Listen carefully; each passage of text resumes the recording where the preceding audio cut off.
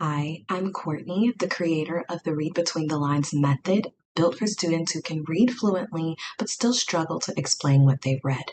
Sound familiar? They breeze through the words, but when it's time to find the main idea, explain a theme, or write a response, they freeze. I've worked with so many students like this, and I've seen firsthand that comprehension can be taught with the right structure. The Read Between the Lines method is a 5-step strategy that helps readers slow down, break things apart, and build understanding from the inside out, whether they're reading a story, an article, or even a test passage. Over the next few videos, I'll show you exactly how it works. You'll see how to teach it, model it, and use it with learners from grade 4 through high school or even adults. If you want to follow along with the series, be sure to subscribe on YouTube and follow me on Instagram, Facebook, LinkedIn, or the blog at Reading Through Times.